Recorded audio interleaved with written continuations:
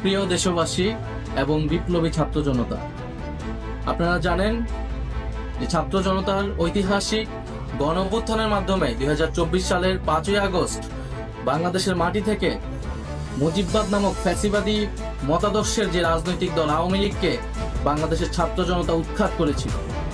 কিন্তু আমরা দুঃখের সাথে দেখছি যে এতদিন হয়ে যাওয়ার পরেও সেই আওয়ামী লীগের ব্যানারে আওয়ামী লীগের লোকেরা এই বাংলাদেশের মাটিতে এখনো মিছিল করার সাহস পায় এবং এই অন্তর্বর্তী সরকারের পক্ষ থেকে তেমন দৃশ্যমান উদ্যোগ নেওয়া হয়নি এই আওয়ামী লীগকে নিষিদ্ধ করার বা আওয়ামী লীগের বিচার কার্যক্রমকে দৃশ্যমান করার। আমরা 5ই আগস্টের পর থেকে ছাত্র জনতা বলে আসছি যে আওয়ামী লীগ কোনোভাবেই বাংলাদেশের মাটিতে রাজনীতি করার নৈতিক কোনো অধিকার রাখে না এবং তার আইনি বন্দোবস্ত করতে হবে। আওয়ামী লীগ গত 1.5 দশক ধরে বাংলাদেশে একটি ফ্যাসিজম কায়েম করেছে। বাংলাদেশে কয়েকটি গণহত্যার সাথে আওয়ামী লীগ জড়িত। আমরা জানি পিলখানা হত্যাকাণ্ড থেকে শুরু করে হেফাজতের শাপলা হত্যাকাণ্ড, মোদী বিরোধী আন্দোলনে হত্যাকাণ্ড এবং সর্বশেষ জুলাই আন্দোলনে হত্যাকাণ্ড।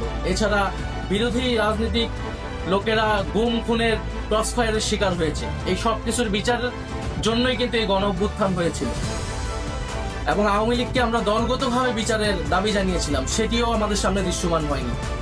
ফলে আমরা আবারও রাজপথে নামতেছি, আবারও বলতে চাই যে আওয়ামী লীগকে দলগতভাবে বিচার কার্যক্রমে আওতায় আনতে হবে এবং আওয়ামী লীগের যত অঙ্গ সংগঠন আছে তাদেরকে নিষিদ্ধ করতে হবে। অলরেডি ছাত্রলীগকে নিষিদ্ধ করা হয়েছে, যুবলীগ সহ অন্যান্য অঙ্গ সংগঠনকে নিষিদ্ধ করতে হবে।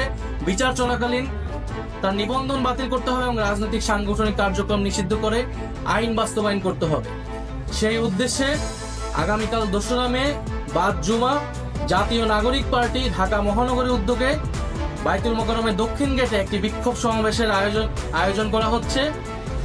আপনারা দলে দলে সেই বিক্ষোভ সমাবেশে যোগদান করুন এবং গণ অভ্যুত্থানের যে আমাদের প্রতিশ্রুতি ছিল যে একটি ফ্যাসিস্ট মুক্ত বাংলাদেশ তৈরি করা, ফ্যাসিজমকে আর কখনোই বাংলার মাটিতে জায়গা করতে না দেওয়া এবং আওয়ামী লীগের যে গণহত্যা যে অপরাধ তারা করেছে সেই সকল কিছুর বিচার নিশ্চিত করা, এই সব কিছু আমাদের জুলাই আন্দোলনের প্রতিশ্রুতি এবং আমাদের শহীদদের প্রতি আমাদের প্রতিশ্রুতি।